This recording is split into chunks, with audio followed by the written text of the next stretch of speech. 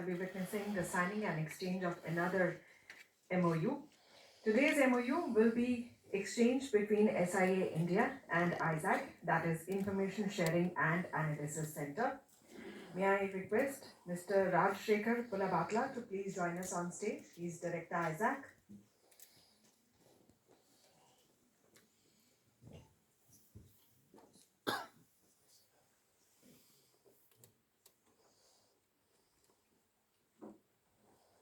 I request Dr. Subbarao, President SIA India, to kindly exchange this MOU with AJAY.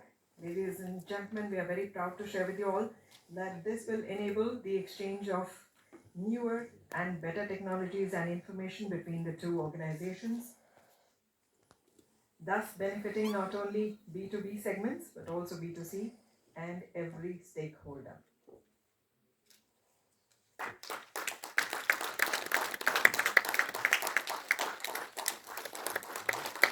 Heartiest congratulations to SIA India as well as AJAY.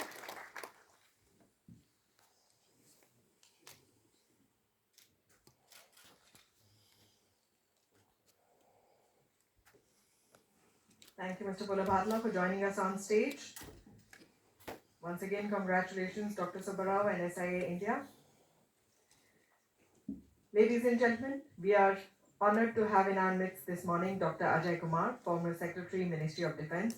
On this August occasion, I now take the pleasure of requesting our honored Chief Guest to kindly address the August gathering.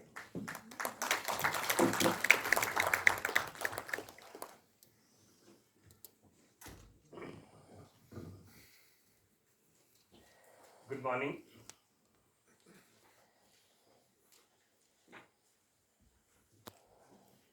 Air Vice Marshal Pawan Kumar, VM, DG, Defence Space Agency. Mr. Mahavir Singhvi, IFS Joint Secretary, New Emerging and Strategic Technologies, Ministry of External Affairs. Dr. Subbarao Pavaluri, President of SIA. Shri Anil Prakash, DG SIA. Distinguished guests, friends. It's an honor to be here with you today and talk to you some of my thoughts with respect to opportunities for defense space industry. And I would like to particularly compliment SIA for not only having organized this event, but to have laid out a comprehensive agenda which covers most of the relevant topics to which today I think all stakeholders, whether in the government, in the armed forces, or in the industry, are involved with, are interested in. I think this is a historic moment in the history of development of space ecosystem in the country. The way space is changing, we often call space as the new dimension of warfare. And AVM Pawan Kumar has mentioned about some of the ways by which warfare is getting affected through space. Apart from that, it is apart from what we conventionally understand as warfare, there are several other capabilities which are changing the wise, which has made space so important. The ability to look down upon everything that is terrestrial has changed totally because of space, the kind of developments that are taking place. There is no nook or corner on Earth which today remains undiscovered, whether it is on land, on water, or underwater. It is also now that space creates a strategic positioning for any country. presence in space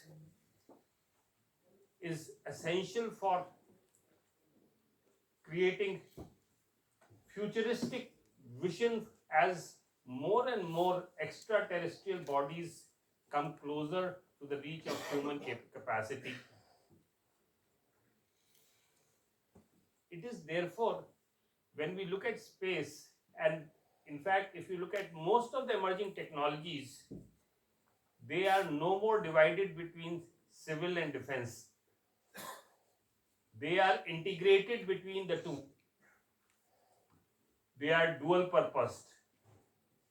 And it is this uniqueness of these technologies which has made their capability to influence the future of humankind in ways that we have not known technology to influence in the past. Today, over 90 nations have already created presence in space. And as India moves to become the third richest nation in the world, it is but natural that we have to ensure that we need to move forward at a pace faster than we are.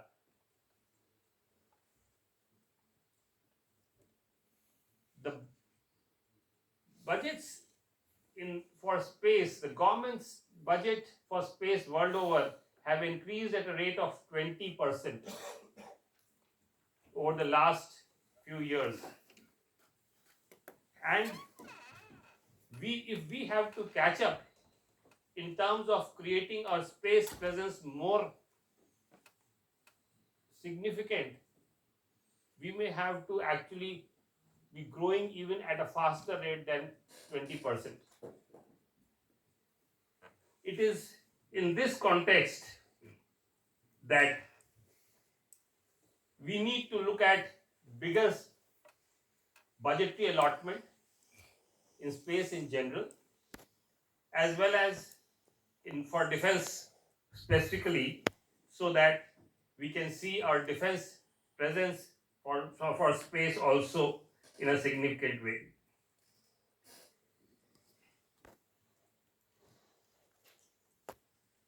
The other important thing today we have here, I understand General Chauhan was here for the inaugural, and it is, I think, one of the most important features of our creation of the post of CDS, that the coordination between three services was envisaged way back in 2019 with the creation of Defense Space Agency, which was brought under the CDS. As these new and critical emerging technologies are happening, and as space becomes a new dimension of warfare, a synergistic, coordinated effort on part of the three services will go a long way in enhancing our core capabilities in this regard. And I am sure that that is something that is happening in our way forward. I mentioned earlier that space is a dual-use technology. And since it is dual-use, the role of industry is extremely important. And the decision of the government, the policy, the major landmark decision of the government in 2021 to open up the space sector to industry is something which has taken us to a new path of growth and innovation in this sector. The formation of InSpace and the enablement of industry in all aspects of space industry, whether it is satellites, launch vehicles, payloads, sensors, analytics, we are finding that different players are today entering into this in different segments. And the change that is happening is quite remarkable. The pace at which these changes are happening is actually makes us feel that the future for space industry ecosystem is very bright. Even Pawan Kumar mentioned about the defense space challenges initiative, which was taken under the aegis of defense space. At that time, SIA in space and others played a very supportive role in creating those challenges, which were launched by Honorable Prime Minister in October 2022. The question was, under IDEX, when we were launching this space challenge, with a paltry support of 1.5 crores in a space, whether it could make a difference. And what is remarkable is, we all realize that this amount is quite meager, and therefore there may not be enough enough to support or incentivize the startups coming in, who have to invest sometimes 10 times or 50 times of this amount. But yet, when the project was launched, large number of startups have enthusiastically and with confidence come forward. And I was told today by AVM Kumar that 8 contracts have already been signed, and there are startups who are working even with a small grant of 1.5 crores. This is something which shows the kind of spirit and energy that exists in the ecosystem, and that we should leverage. I also think it is not the money that matters. The more important thing is that the collaboration that comes with it. Very often, people have asked me that what has been the single largest reason which you attribute to the success of IDEX. And I think this is the collaboration which has come, which everyone values, the industry, the startups value a lot, which has come as part of the IDEX process. So I think this learning from IDEX is something which I would like to say here, that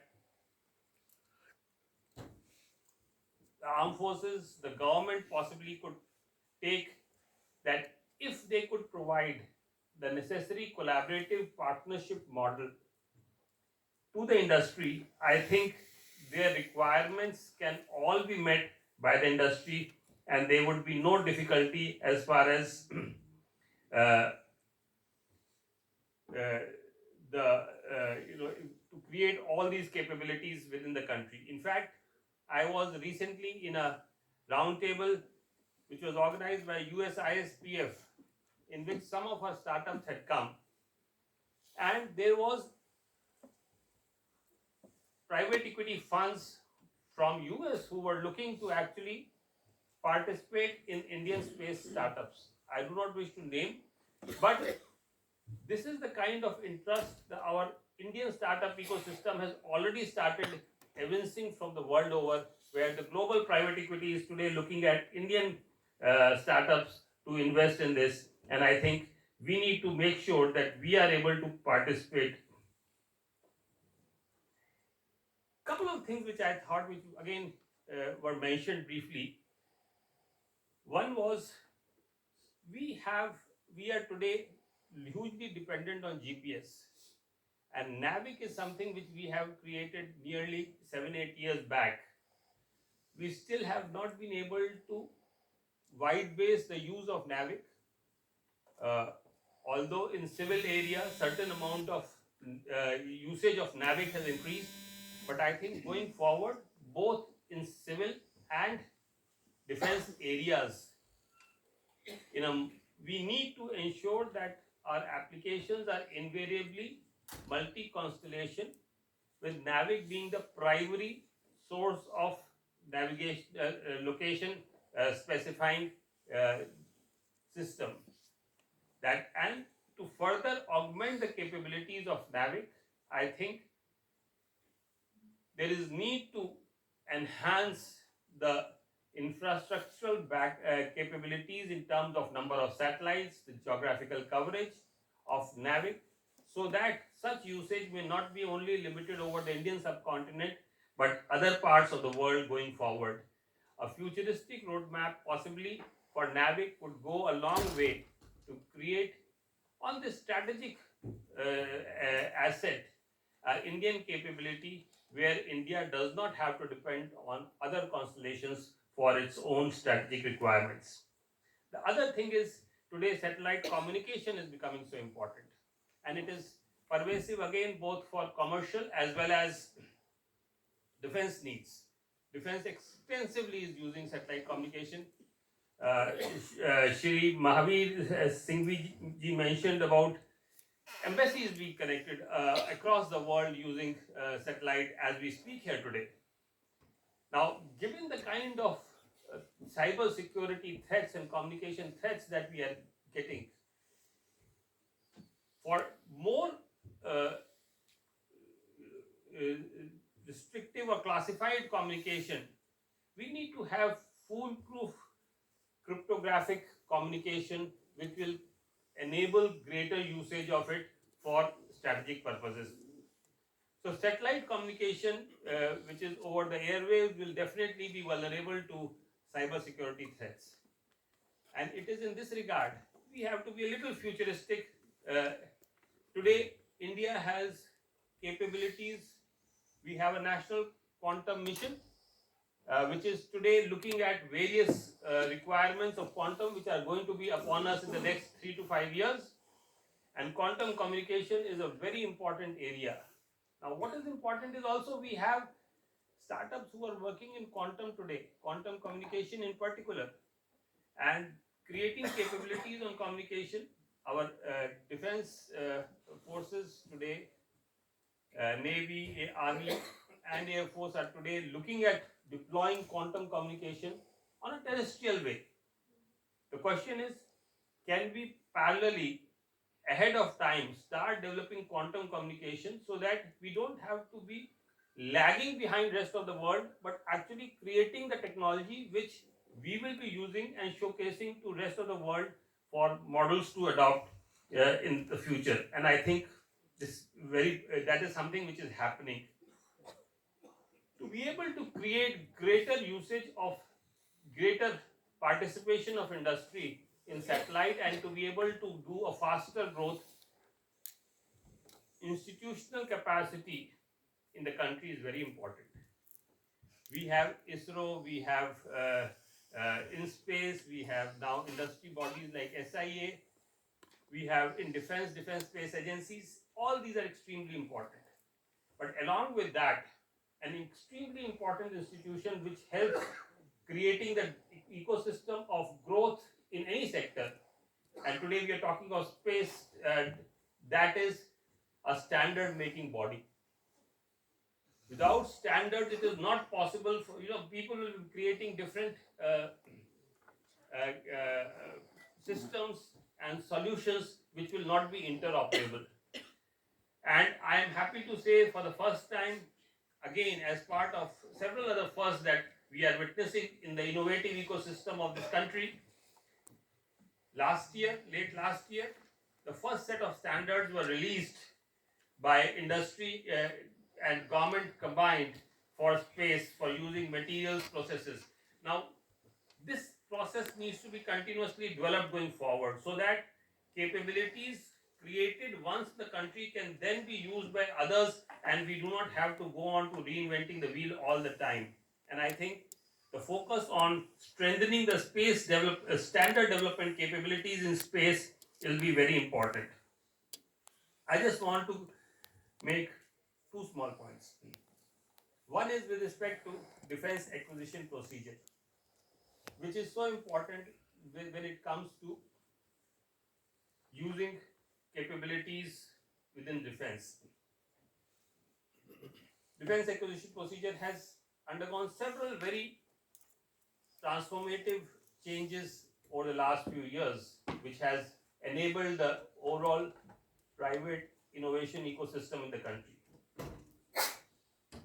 When it comes to satellites, space segment, I think DAP needs to proactively enable both on the services and manufacturing side, so that procurement of innovative technologies, because if these technologies are going to be created first time, there are not going to be multiple players who will be available for procurement in this regard, and therefore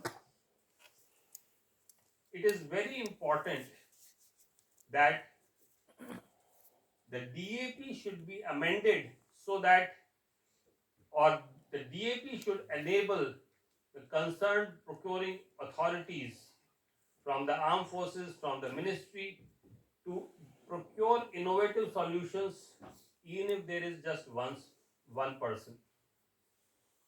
I am reminded of the development of US defense industry. It is not that US was always the world global leader in defense.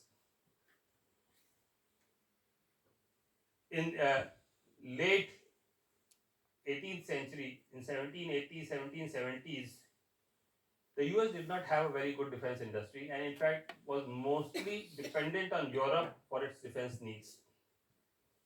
And it was also dependent, whatever defense industry it had, and those days it was largely naval industry which was important.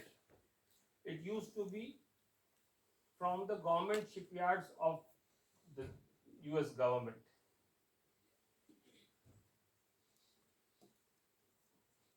During that time, the naval ships actually, there was a change in technology, and from a wood and sail based naval ships, the world moved on to the steam and steel based ships. And steam and steel based ships were not being made in US. They had two choices. One, to go to Britain and import these ships, or two, to actually source this from the local industry and create that capability. And that is how in late 1700s, US decided that no, we will not source this from Europe. In fact, a law was passed in the early 1800s, 1801 or something, where they said all naval ships will be procured from within US, but from the industry. And then on, the industry came onto the scene, and they started making ships. The industry also realized that if they had to continue being able to supply, they had to continuously innovate and meet the standards which were created by the European ship making, naval ships being made in Europe and Britain that time. Slowly, of course, the industry started to create new capabilities, and then that is the time when, for the first time, what we know as NIST, the National Institute of Standards and Technology in US, was created for the first time, because they realized unless they do standardization, they will not be able to develop this industry. And that is the origin of NIST, which is today so, it's a global standard, global benchmark for standards world over. And that is the importance of standards. I think we need to recognize this and start working. Let me conclude this story by giving one last piece, and I think that also has an important message for all of us. Once this industry started to happen,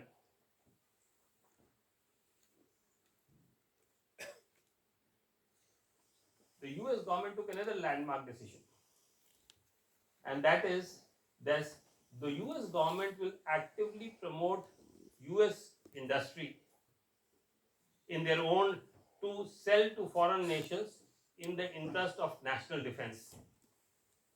Because they realize that unless the industry has the opportunity to sell globally, the scale of the industry will not be enough to invest in future R&D. And that is the start of US state actually actively getting involved with exports of defense from the US to other countries. I think the point I wanted to make is, the last part is, as India grows its abilities in space, there is an important role which government also can play in promoting India's space capabilities to other countries in the world, which will thereafter, you know, even further accelerate because the right policy decisions have been taken. The space ecosystem has been created in space to create a level playing field between PSU and industry has been created. Startup ecosystem has been developed. I think as one more step forward, going forward, I think India can offer its capabilities in space not only for it already does when it comes to promoting the capability of PSUs, but also for our capabilities of startups or industry in the world, and that would go a long way in growing our space capabilities in the future. Once again, my best wishes to all those who are participating. My compliments to SIA for having organized this. Thank you very much. Jai Hind. Thank you, sir, for that very informative and articulative address. Ladies and gentlemen, I now take the pleasure of requesting Sri Anil Prakash, Director General SIA India, to kindly propose the vote of thanks. Good morning. I think we are very privileged, and I think most of us are privileged to have Dr. AJAY Kumar here. I know Dr. AJAY Kumar for the last 12, 15 years.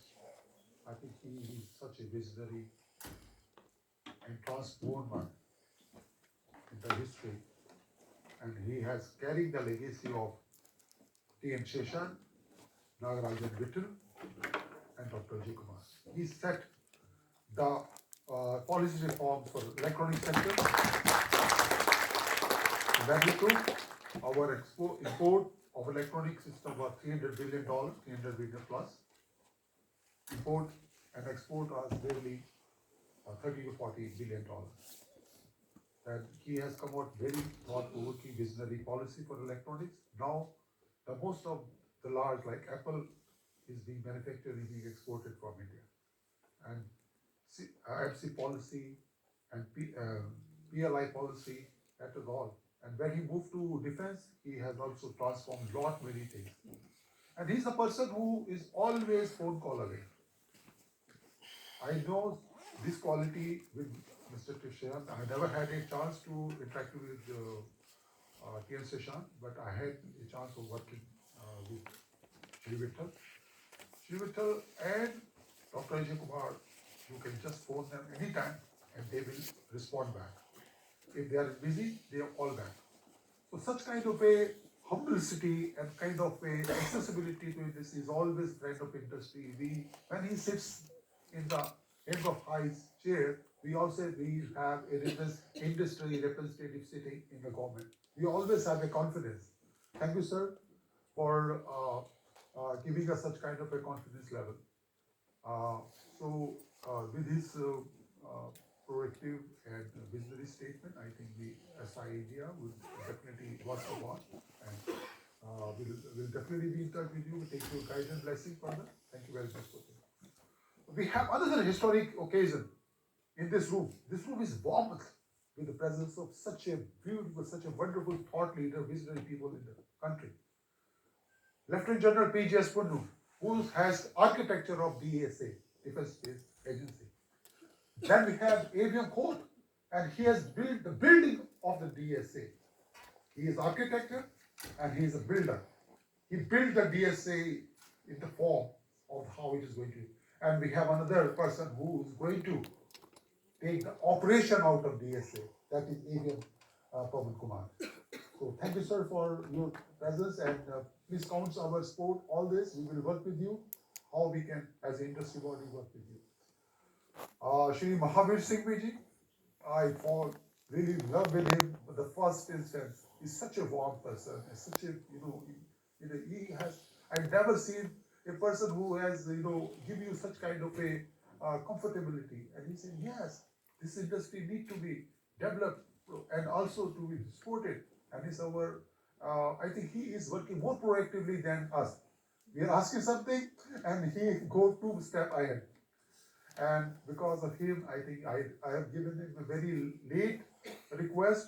and I think within a 4 or 5 working days, he has organized the participation for our foreign mission abroad. They are watching us live here. Thank you, sir, for your thing. And he also committed to work with us the go-to-market strategy, how we can take our space industry to the world.